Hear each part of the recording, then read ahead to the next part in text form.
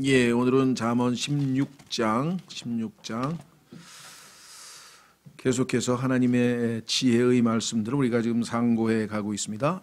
다양한 주제로 경구 형식으로 리듬을 살려서 우리가 이 삶에서 우리가 잘 숙고하고 또 상황에 맞춰서 실천하고 우리가 믿음을 행사한다면 정말 고린도전서 1장에 고백하신 대로 주께서 우리의 지혜 되신다는 사실을 우리가 체험할 수 있는 그와 같은 책이 바로 이 지혜서고, 그 중에서 특별히 지혜를 주제로 담고 있는 책이 잠언이라고 했습니다.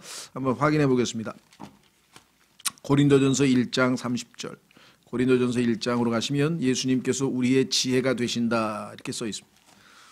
그래서 단순히 몇 가지 정보를 얻어서 우리가 우리의 생활에 적용해서 뭐 이득을 보고자 그런 차원이 아니라 지금 잠언에 나와 있는 이 모든 말씀들은 실제적으로는 예수 그리스도가 우리의 삶을 통해서 나타내시는 것이죠. 그래서 예수님이 우리의 지혜가 되신다.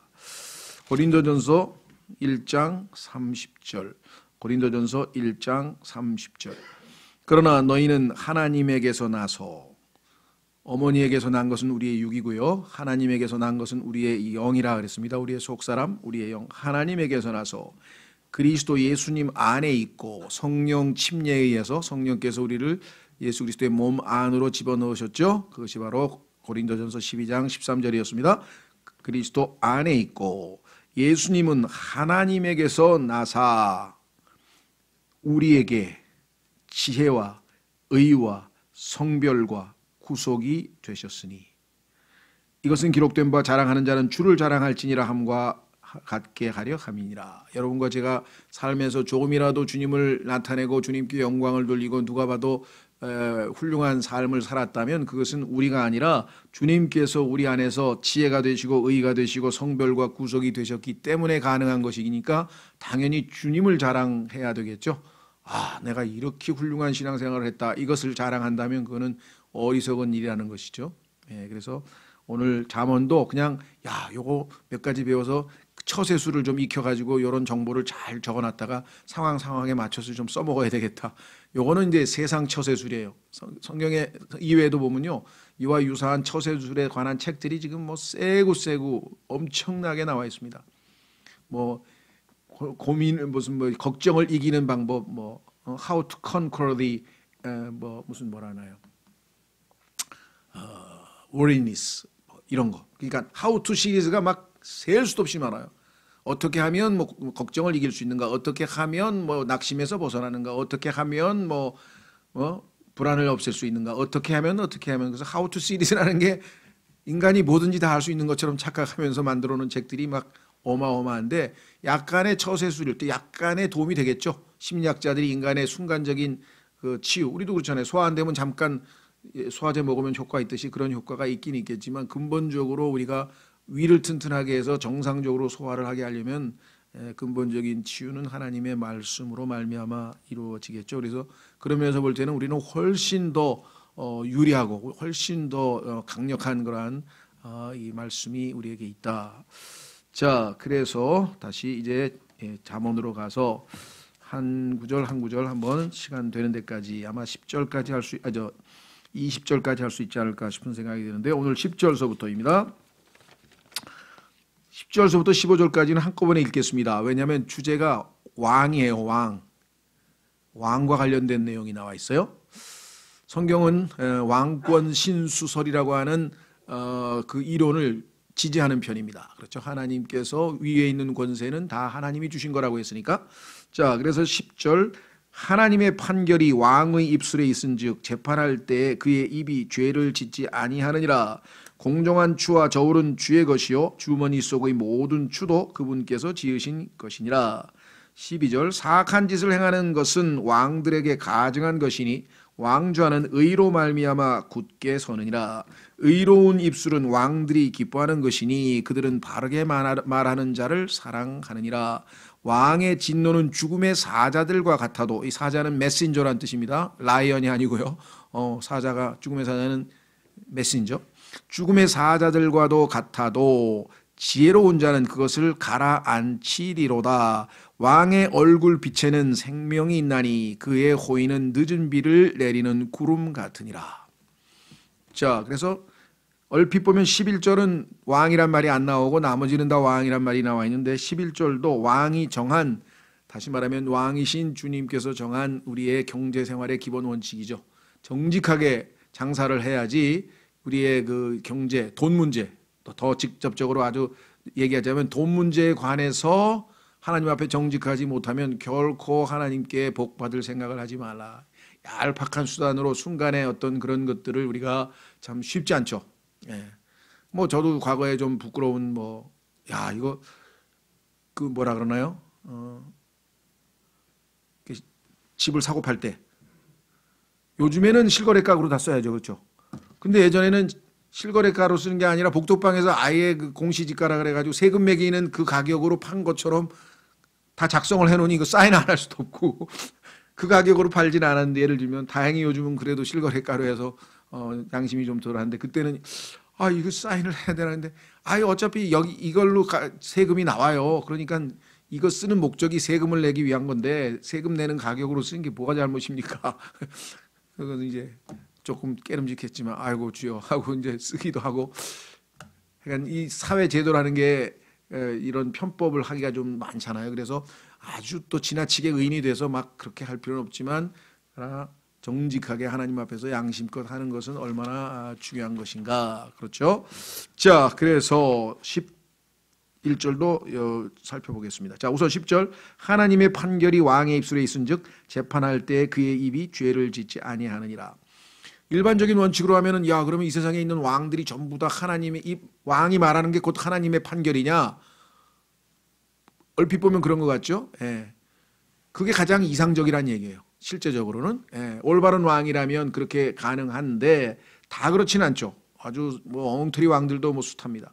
그래서 여기서 얘기하는 것은 하나님께서 왕 중의 왕으로 정하신 예수 그리스도께서는 무슨 판결이든지 다 하나님의 판결이 있고, 그 다음에 죄를 짓지 아니하는 분은 하나님 예수님 한 분뿐이죠. 다만 솔로몬이 이 글을 쓸 때는 자신과 관련지어서 여러분 잘 아시는 것처럼 이 솔로몬의 그 젊은 시절에 지혜로운 왕으로서 판결을 내린 여러 가지 중에서 제일 우리가 유명한 것은 그 아기 두 여인이 밤에 자다가 아이를 데리고 자랐는데 그 아이 중에 하나가 깔려서 죽었죠, 밤에. 그래서 하나는 살고 하나는 죽었는데 서로 사는 아이가 자기 아이라고 주장을 하니까 왕에게 가져갔을 때 왕이 두 사람 다 양보를 안 하니까, 그렇다면 죽은 아이도 반토막 내고 산 아이도 반토막 내서 각각 나눠줘라. 그랬더니 살아있는 아이의 어미는 아이고 아닙니다. 저 아이 제 아이가 아니니까 저 여자 아이니까 주라고 그랬는데, 죽은 아이의 어미는 공평하게 둘로 쪼개서 다 그냥 달라고. 그 순간에 이제 어미의 마음을 알고 있었던 솔로몬이 그 여인 보고 이 여자의 아이니까 이 여자에게 주라. 이렇게 해서 그냥 사람들이 그 지혜로운 판결을 보고 이것은 하나님이 주신 지혜가 아니고 어떻게 이런 지혜로운 왕이 있을 수 있을까. 실제로 기도해서 하나님께서 지혜를 주시겠다는 약속을 받아서 이미 그런 놀라운 지혜를 받았고요. 그 이외에도 그의 삶의 지혜에 관해서는 동서고금 솔로몬만큼 지혜로운 사람이 누가 있겠습니까? 이 잠언 기록을 봐서 그렇고 솔로몬의 아가서도 그렇고 그의 학문적인 그런 이 성과도 그렇고 모든 면에서 압도적으로 하여간 최고의 모든 면에서 왕인데요. 그래서 아마 그런 걸 염두에 둔다면 하나님의 판결이 왕의 입술에 있은즉 재판할 때 그의 입이 죄를 짓지 아니하느니라. 이것이 가장 이상적인 왕이죠. 그런데 이 왕들이 하나님께서 정하신 기준을 지키면 이렇게 될 수 있어요. 자, 신명기 17장으로 가면 하나님께서 왕에게는 다음과 같은 조건을 붙였어요. 왕들은 이렇게 하라. 근데 그것을 지키면 하나님이 그렇게 해주실 수 있어요. 자, 하나님은 이스라엘에 보이지 아니하는 왕이셨어요. 그래서 이걸 신정 정치라고 합니다. 그러니까 하나님을 직접 왕으로 모시고 살던 민족이 이스라엘인데, 이스라엘이 믿음이 점점 약해지기 시작하더니 한다는 소리가 나도 좀 눈에 보이는 왕을 달라. 왜 그러냐 그러니까 전쟁에 나가가지고 상대방 다른 나라는 왕이 직접 말을 타고 진두지휘를 하는데 이스라엘은 보이지 않는 하나님이니까 믿음이 약한 사람들은 두렵잖아요. 그래서 왕을 달라고 했을 때 하나님께서 들어줘라. 믿음이 약하니까. 그들이 왕을 달라고 할 때가 있으니까 들어주되 반드시 다음과 같은 조건을 갖춘 사람을 왕으로 세워라 하면서 하나님께서 이 14절에 보시면 이렇게 나옵니다. 신명기 17장 14절 내가 주 내 하나님께서 내게 주시는 땅에 이르러 모세에게 하시는 말씀이죠. 그 땅을 소유하여 그 안에 거할 때에 이르기를 나도 내 주변의 모든 민족같이 나를 다스릴 왕을 세우리라 하거든. 이게 이스라엘 민족이 이렇게 하면 이거는 불신이죠. 불신. 왜? 왕이 안 보이는 하나님을 믿음은 보이지 않는 하나님을 믿는 것인데 하나님을 못 믿고 눈에 보이는 왕을 달라. 근데 여기 보면 결정적인 게요. 내 모든 민족들 같이라고 하는 단어입니다. 민족들 같이. 무슨 소리냐? 이스라엘은 거룩한 민족의 홀리 네이션. 이스라엘은 거룩한 민족인데 홀리 네이션이란 말은 다른 민족들과는 다르다는 뜻이에요. 구분되어 있는. 하나님은 거룩하신 분, 온 세상의 그 어떤 것과도 다른 분이란 뜻인데 전혀 다른 민족으로 만들어놨더니 나도 다른 민족하고 똑같은 민족이 되고 싶다. 그랬으니 얼마나 어리석겠어요. 그렇죠? 예. 자, 그래서 여기 보시면 15절서부터 반드시 주 내 하나님께서 택하실 자를 너를 다스릴 왕으로 세울지니 곧 내 형제들 가운데서 한 사람을 너의 왕으로 너를 다스릴 왕으로 세울 것이요 내 형제가 아닌 타국인을 내 위에 세우지 말지니라. 다른 나라 사람들 데리고 오지 말라 이 말이죠. 신기하게도 유럽의 여러 군주 국가를 보면요. 왕족이 정해져 있어요. 예를 들면 뭐 오스트리아의 합스부르크 왕가라든가 독일의 무슨 왕가, 그다음에 뭐 프랑스의 부르봉 왕가, 그래서 이렇게 왕족이 정해져 있어가지고 왕족이 없을 때는 다른 나라에서 왕을 빌려와요. 그래서 예를 들면 영국의 그 제임스 국왕도 원래는 스코틀랜드 국왕이었는데 영국 국왕으로 왔고, 그렇죠. 또 지금 현재 스페인의 그 부르봉 왕가도 원래는 독일 왕족이었는데 대가 끊겨가지고 할 수 없이 프랑스에서 왕을 루이 14세 손자를 데려다가 스페인 왕을 시켜가지고 지금까지 그 왕가가 이어지고 있고, 그래서 막 내가 볼 때는 유대인들은 그러면 안 돼요. 하여간 왕은 하여간 자기 형제들 중에서 뽑아야 되는데, 자 그래서 그 다음에 16절 그러나 그런 자기를 위해 말을 많이 늘리지 말며, 왜냐하면 하나님을 의지해야 되는데 기병 말이 있으니까 말을 의지하면 안 되겠죠 왕들이. 그래서 두 번째 백성을 이집트로 돌아가게 하지 말지니라.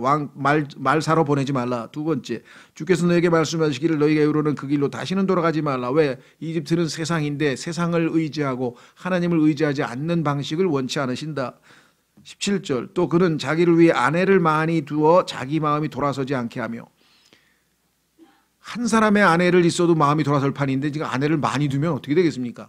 그래서 많이 두면 마음이 흔들려서 그 아내들이 섬기는 신을 잘못하면 섬길 수도 있다. 우상 숭배를. 그래서 돌아서지 않게 하며, 셋째 자기를 위해 은금을 많이 늘리지 말지니라.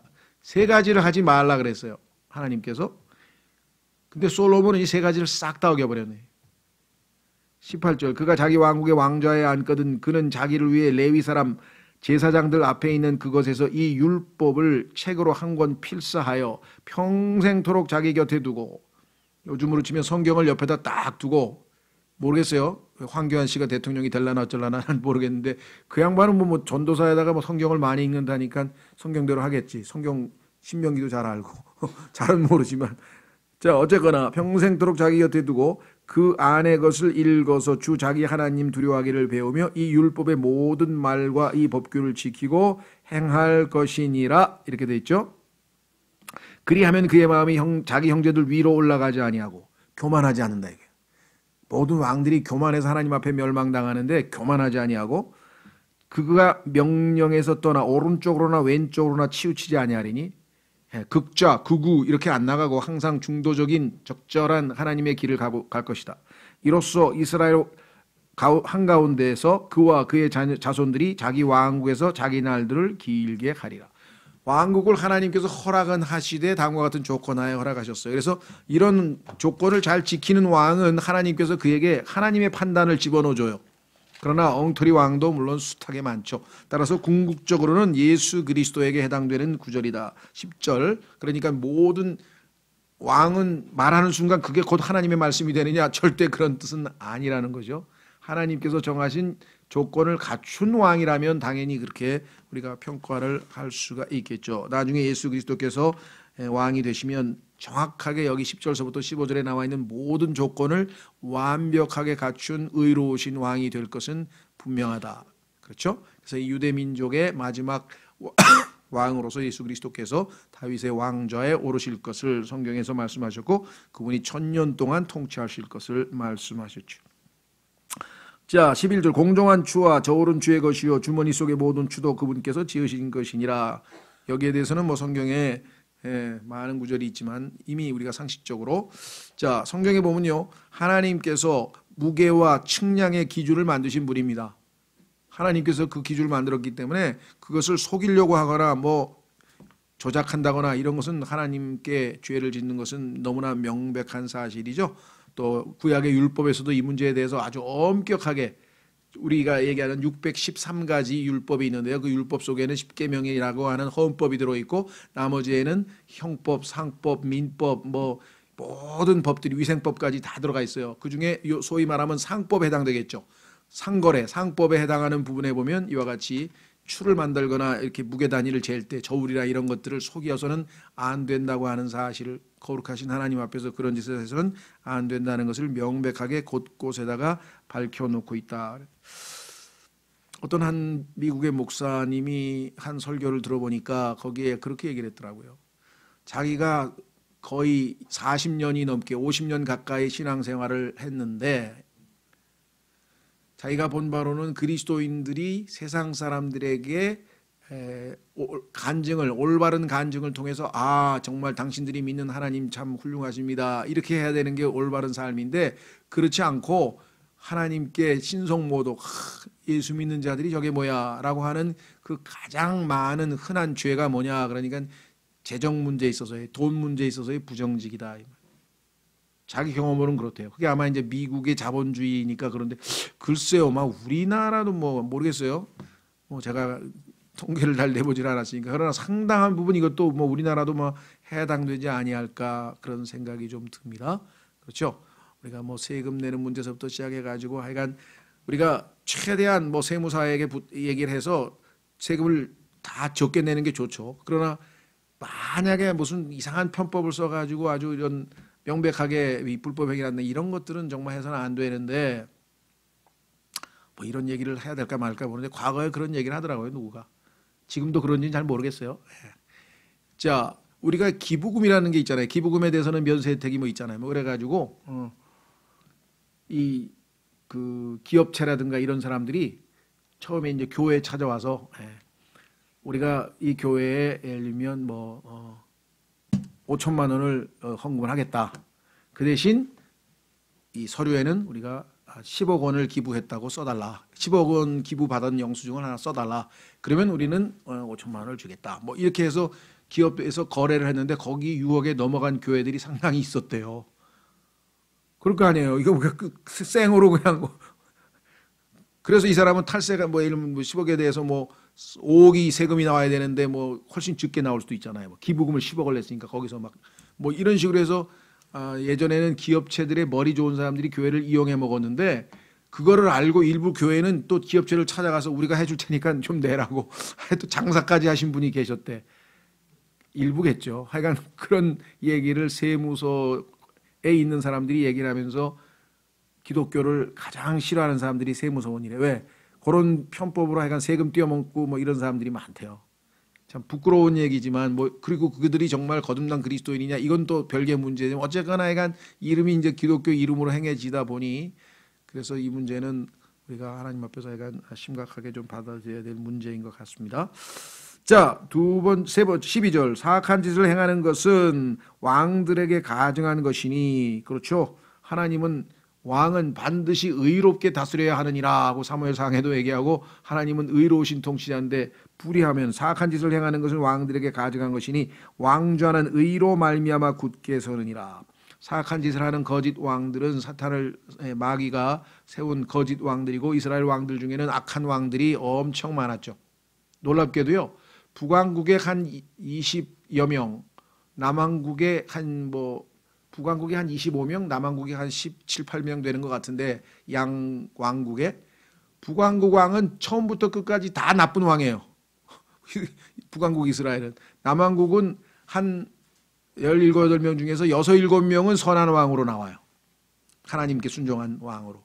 그래서 그나마 100년 더 이제 늦게 포로로 잡혀갔는데, 자, 그래서 사악한 짓을 행하는 것들은 왕들에게 가져간 것이니 왕좌는 의로 말미암아 굳게 서느니라. 그렇습니다. 그래서 예수 그리스도께서는 내 왕좌라고 하는 말을 쓰셨는데요. 예수님이 만드실 왕으로서의 왕좌, 그 왕좌는 의로움, 예수님은 의로우신 왕이시기 때문에 여기 나와 있는 것처럼 굳게 서서 영원토록 통치하실 수 있는 그 바탕이 될 수가 있는 것이겠죠. 그래서 하나님께서 내 왕을 세우셨다라고 시편 2편에 말씀하셨는데 한번 보겠습니다. 시편 2편에 하나님께서는 이 온 우주를 통치하실 왕을 의로우신 자신의 아들로 이미 세우셨다. 시편 2편 6절, 시편 2편 6절.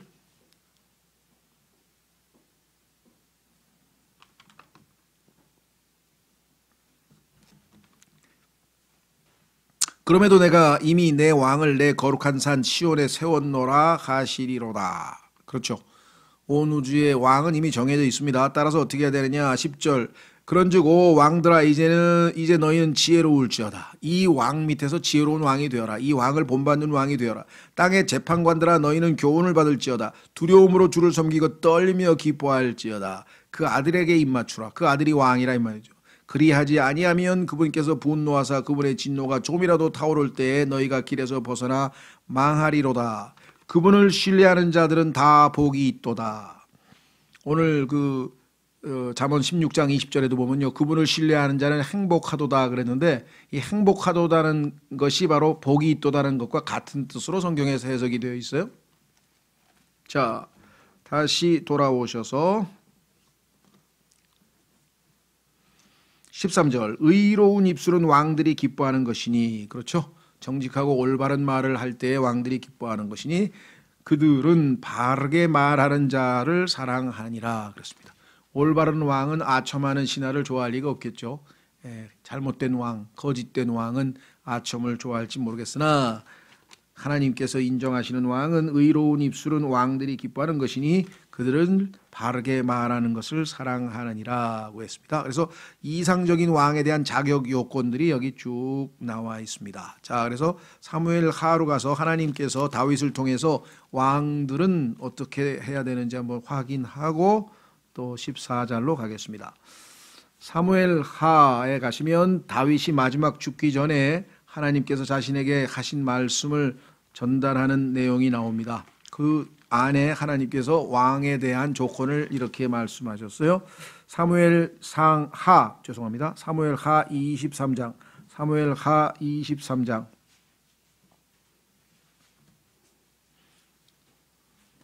1절. 이제 이것은 다윗의 마지막 말이라. 이새의 아들 다윗이 말하니라. 높이 일으켜진 자. 왜 높이 일으켜졌을까요? 원래 저 밑바닥 인생이었잖아요. 저 시골의 농촌에서 양치기에 불과했는데 하나님께서 들이 높이셨잖아요. 그죠? 베드로전서에도 보면요. 능하신 하나님의 손 아래서 겸손하라. 때가 되면 그분께서 높이시리라. 이 땅에서 높아지려고 하는 모든 사람들, 특히 이 영적 지도자들 중에서 자신을 드높이고자 하고 자기가 성경을 굉장히 잘 가르친다거나 아니면 설교를 잘한다거나 많이 좀 안다거나 이렇게 폼 잡는 사람들은 이게 정말 부끄러운 줄 알아야죠.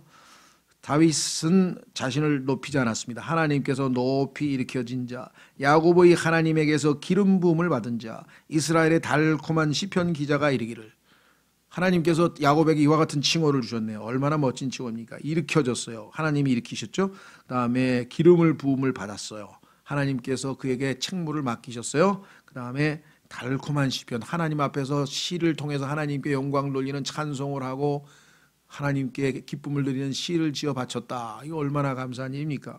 주의 영께서 나를 통하여 말씀하셨으며 그분의 말씀이 내 혀에 있었도다. 그래서 마지막으로 죽기 전에 하나님께서 그에게 하신 말씀 중에 3절 이스라엘의 하나님께서 말씀하시며 이스라엘의 반석이 내게 이르시기를 반석이신 예수 그리스도 사람들을 다스리는 자는 반드시 의로워야 하며 하나님을 두려워하는 가운데 다스릴지니라. 그는 해가 돋을 때의 아침 햇살 같고 예수 그리스도의 재림하실 때의 왕으로서 이 땅에 오시는 예수님은 아침 햇살 같다고 성경의 다른 구절들에서 많이 얘기했습니다. 구름 없는 아침 같으며 비가 온 뒤에 맑게 비침으로 땅에서 우미 돋는 연한 풀 같으니라. 예수 그리스도에 관한 내용이 여기 다 들어있네요. 4절에 잠언으로 가면 잠언에도 똑같아요. 거기도 보면은 늦은 비로 예수님께서 여기 나와 있는 비하고 재림하시는 예수님과 연결 지어져서 잠언 16장에도 나와 있습니다. 15절 우리가 지금 보려고 하는 14절은 좀 잠깐 이따 보고 15절에 나오죠.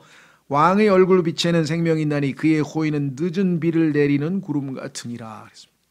이 땅에 천년왕국도 예수님께서 베푸시는 그 많은 복들인 하늘에서 내리는 이른 비와 늦은 비와 같이 땅을 소생시키고 곡물을 생산해낼 수 있는 그러한 풍요로운 열매를 맺는 것이다. 이렇게 얘기를 했습니다.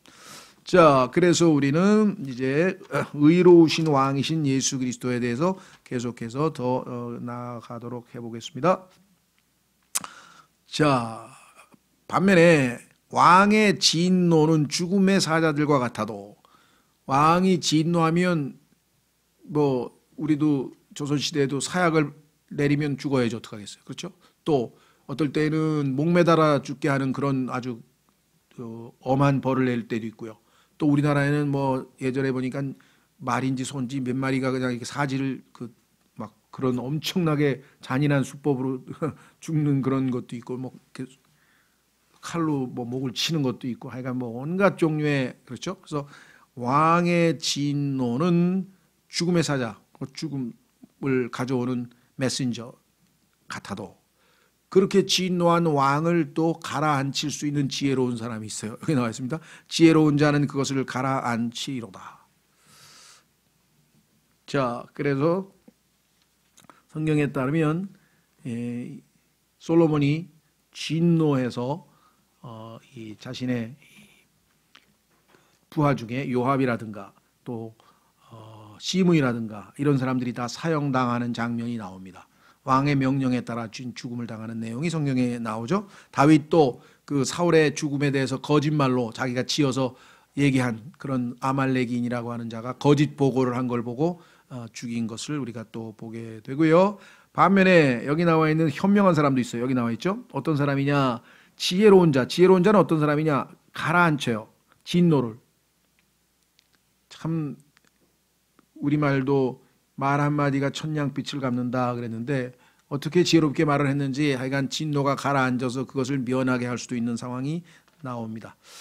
예를 들면 히스기야라고 하는 이스라엘의 왕은 사네립이라고 하는 아시리아의 왕에게 나아가서 아주 지혜롭게 그를 잘 달래서 이 살상을 거두어 드리는 그러한 역사가 열왕기 하에 나오고요. 또 한 현명한 여자는 요압에게 서 진노를 가라앉혀서 또 살상을 면하게 하는 내용도 나오고 가장 뭐라고 해야 될까요? 위대한 화해자 성경에 보면 가장 화해를 통해서 엄청난 큰 업적을 이룬 사람은 에스더겠죠. 에스더가 왕에게 죽으면 죽으리라고 하는 각오를 하고 그 호를 잡고 들어가서 엄청난 이스라엘 민족 전체의 살상을 막았잖아요. 그렇죠? 왕의 진노를 다 가라앉혔었고요. 뭐 야곱도 라반의 진노를 가라앉혀서 지혜롭게 행동을 했고요. 그래서 성경에도 보면은 뭐 다양한 형태의 이 지혜로운 사람들이 있었습니다. 그래서 살상을 이렇게 면하게 했던 사람들이 있었다는 것을 뭐 우리가 성경에도 나오고 또 역사 속에도 그런 사람들이 많대요. 뭐 한두 사람이 아니겠는데 이 책에서 보니까 아주 재밌는 예가 있더라고요. 그것은 뭐냐면 그 점성술사죠. 그러니까 예전에 치면 우리나라로 치면 천문관이라 그러나요? 조선 시대에도 보면 이렇게 하늘을 별을 보고 뭐 점도 치고 뭐 이런 사람들이 있었잖아요. 예. 근데 그 사람을 아마 이제 시기 질투를 받아서 왕이 죽이기로 이제 결단을 내린 거예요. 그래서 왕이 그 사람을 불렀어요. 그리고 그 뒤에 왕이 있고 거기 커튼이 있고 뒤에 무사를 7명을 다 배치해 가지고 이제 왕이 딱 사인을 하면 바로 죽이려고. 그래서 딱 들어와서 왕이 이제 물어보는 거예요. 질문이 뭐냐면 자네가 점을 치는 사람이니까 자네가 언제 죽을지 말해라. 너 언제 죽을지 너의 운명에 대해서 얘기하라. 그랬더니 탁 하늘을 보면서 이제 뭐 좀 약간의 연기를 해가면서 막 신접한 뭐 신이 내린 것처럼 막 좀 행동을 하더니 탁 방금 신께서 저에게 말씀하셨습니다. 폐하가 죽기 24시간 전에 제가 죽는다고 하네요. 이 사람 죽이면 24시간 후에 자기도 죽어야 되니까 죽일 수가 없어서 살려보냈다. 그런 얘기가 있어요. 아주 지혜롭게 해서 죽음을 면한 왕의 진노를 가라앉힌 사람인데 정말 보통 지혜가 아니죠. 그런 아주 뭐랄까요. 세상에서도 세상 역사에서도 이런 재밌는 이야기들이 좀 들어 있습니다. 자, 넘어가서 15절. 왕의 얼굴 빛에는 생명이 있나니. 이것은 예수님이시죠. 더더군다나. 그의 호의는 늦은 비를 내리는 구름 같으니라. 그렇습니다. 우리는 신약으로 가서 몇 구절 찾아보겠습니다. 고린도후서 4장으로 가면 예수 그리스도의 얼굴에서 아주 생명의 빛이 빛났다. 고린도후서 4장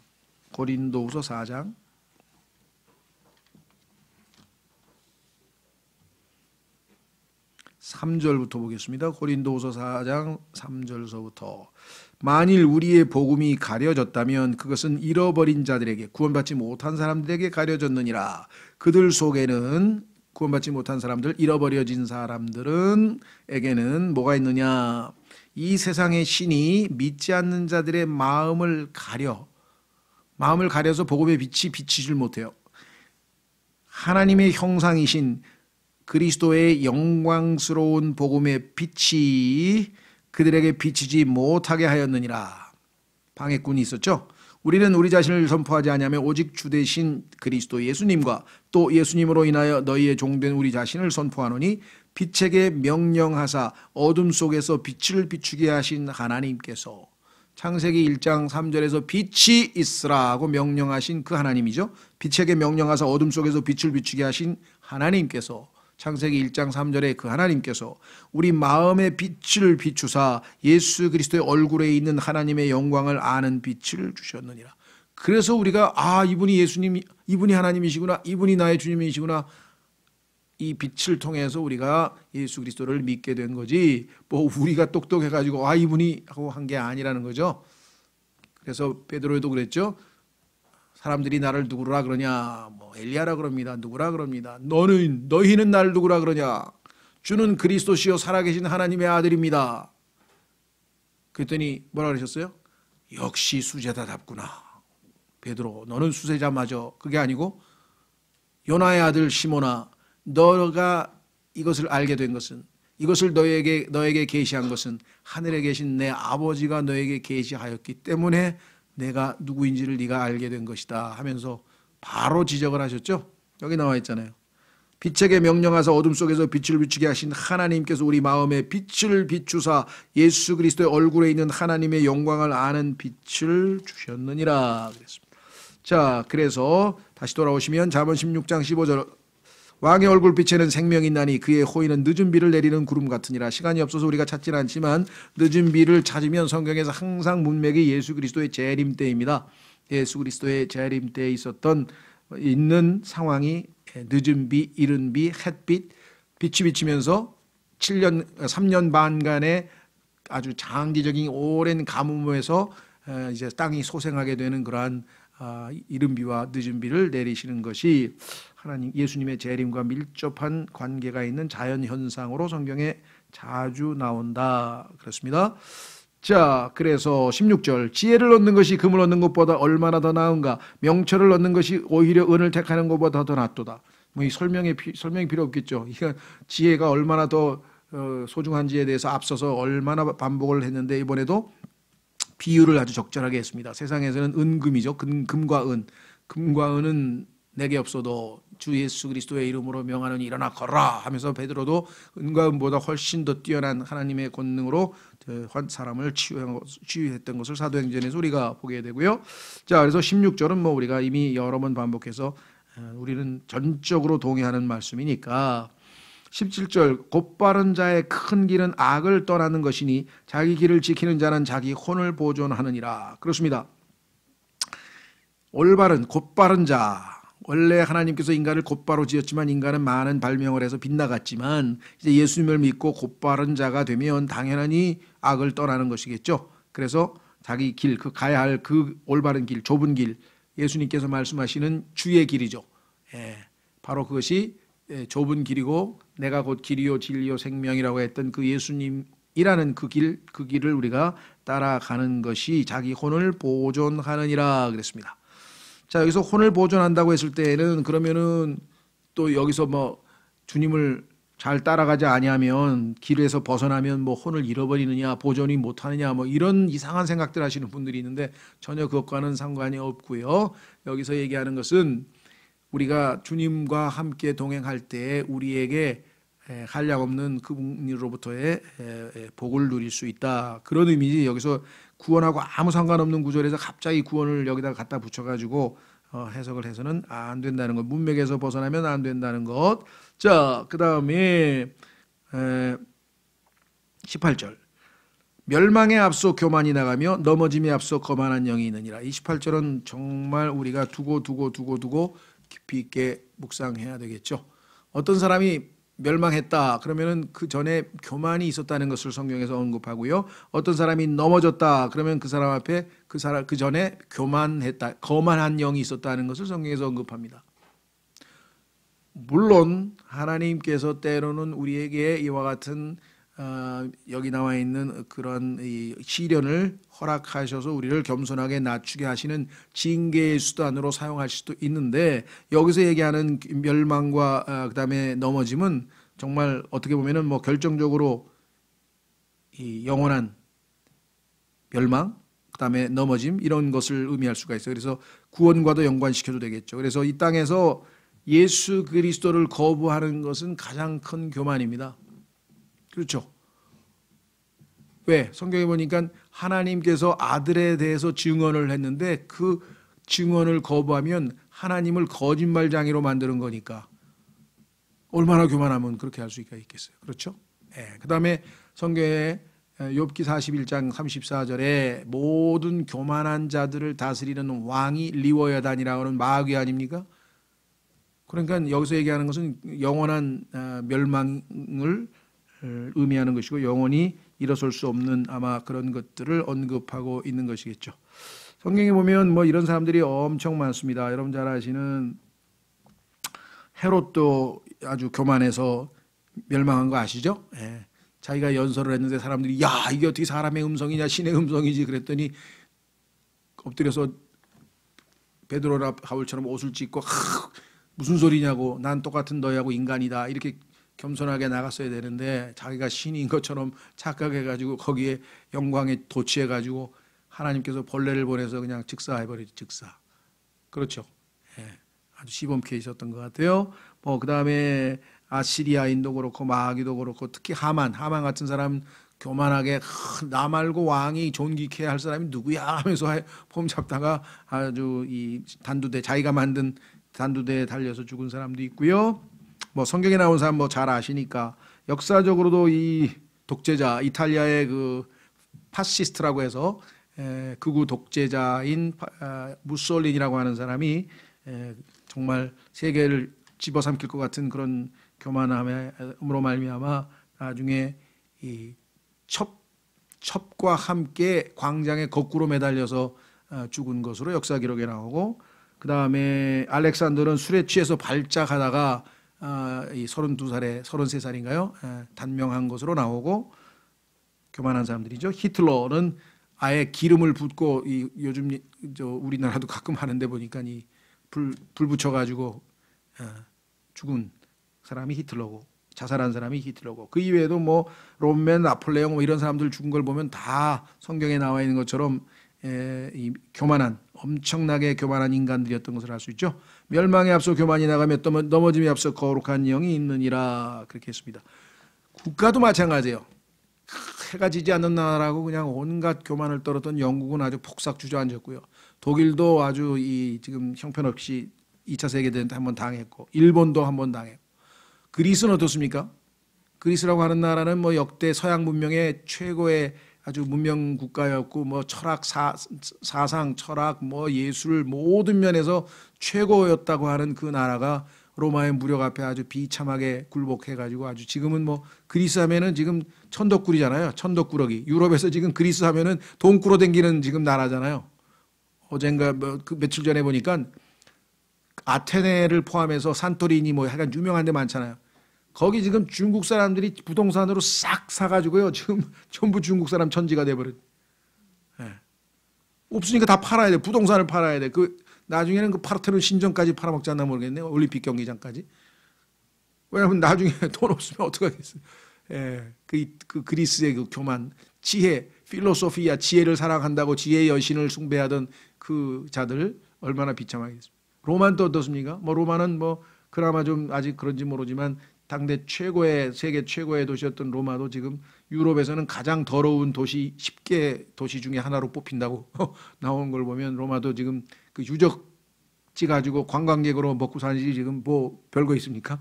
이탈리아 지금 거기도 유럽에서 거기 또 천덕꾸러기여 가지고 중국한테 뭐 손 내밀어 가지고 1대1로 하는데 협조할 테니까 돈 좀 달라 그래 가지고 지금 중국에게 속된 말로 빌어먹는 신세가 된 게 또 이탈리아가 그렇게 돼버린 거 로마. 그런 걸 보면 하나님 말씀은 정말 이건 뭐 엄위한 말씀입니다. 18절은 멸망에 앞서 교만이 나가며 넘어짐에 앞서 교만한 영이 있느니라. 19절 반대가 중요하죠. 왜? 자기를 낮추는 자와 함께 겸손한 영을 갖는 것이, 이런 사람하고 함께 지내는 게 훨씬 더 좋아. 누구보다 교만한 자와 함께 노략물을 나누는 것보다 나으니라. 예. 노략물 나누는 사람 중에 대표적인 사람은 예수님 십자가에 못 박고 그냥 옷 뺏기고 그다음에 뭔 온갖 옷을 쪼개서 논아 갖고 했던 이 병사들이 떠오르죠. 예. 자, 그래서 18절과 19절은 서로 대조되는 것이죠. 서로 반대되는 개념이죠. 그렇죠? 자기를 낮추는 자와 함께 겸손한 영을 갖는 것이, 왜? 하나님께서는 겸손한 자를 복 주신다고 했으니까. 하나님께서는 겸손한 자를 복 주신다고 했으니까 겸손한 자와 함께 있는 것이 훨씬 낫다. 교만한 자, 이거는 반드시 패망한다고 써 있죠. 교만한 자와 함께 노략물을 나누는 것보다 나으니라. 그래서 역사에도 보면은 이와 같은 내용들이 굉장히 많이 반복되어 나온다 그랬습니다. 자, 그래서 오늘은 20절까지 하고 마치겠습니다. 그리고 기도하겠습니다. 문제를 지혜롭게 다루는 자는 좋은 것을 얻으리니 누구든지 주를 신뢰하는 자는 행복하니라.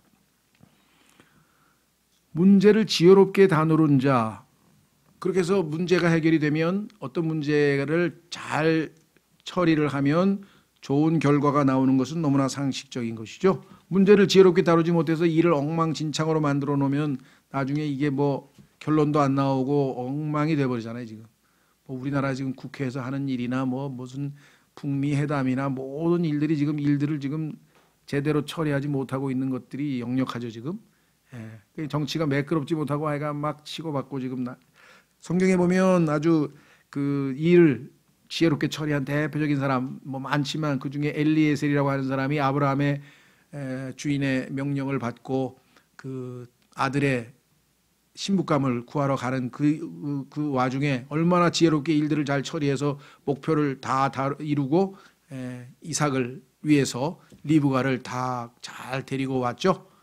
그런 걸 보면 얼마나 지혜롭게 일을 처리했는지 모르겠습니다. 솔로몬도 아까 지혜롭게 그 아이 엄마에게 돌려주는 그러한 지혜로운 일을 처리했다는 것을 우리가 보게 되고요. 다윗도 마찬가지. 그래서 이와 같은 사람들은 다 주를 신뢰하기 때문에 지혜롭게 일을 처리할 수 있었고, 그 결과는 뭐냐? 행복하다. 주를 신뢰하는 자는, 누구든지 주를 신뢰하는 자는 행복하니라. 그래서 해피라고 하는 말이 여기 나와 있는데, 신약에서는 보니까 야고보서에서는 누구든지 참는 자는 행복하다 하다니, 참는 자가 행복하다 그랬습니다. 그 다음에 베드로전서 후서에는 예수님 때문에 고난을 당하는 자가 또 행복하다 그랬어요. 신약에서 말하는 게 행복함은 영적인 행복함이기 때문에 한번 깊이 묵상해 볼 필요가 있겠죠. 자, 그래서 한마디로 하면 주님을 신뢰하는 자가 행복하다. 그래서 그리스도인들의 행복론은 세상 사람들이 생각하는 행복론, 외형적인 물질적인 풍요나 어떤 순간적인 어떤 안정이나 뭐 이런 것들을 놓고 우리는 행복하다는 게 아니라 하나님께서 내리시는 정의에 맞추어서 주를 신뢰하는 자, 참는 자, 주님을 위해서 고난을 당하는 자 등등등등. 그래서 성경에 행복이란 단어가 한 20번 정도 나오는데 그 단어 한번 잘 찾아서 해당 구절을 읽으면 하나님이 말씀하시는 행복이 무엇인지 저절로 답이 나오겠죠. 그렇죠? 예. 자, 그래서 우리는 오늘은 조금 속도를 내서 우리가 20절까지 살펴보았습니다. 오늘 주실 말씀을 놓고 여러분이 주님 이 말씀들 하나하나를 깊이 있게 묵상하고 잘 소화해서, 그렇죠? 입에서는 달지만 배에서는 쓰다 하셨으니 이 말씀들이 저희 삶에서 좋은 열매로 하나님을 영화롭게 할 수 있도록 이 말씀이 역사하실 수 있도록 기도하겠습니다.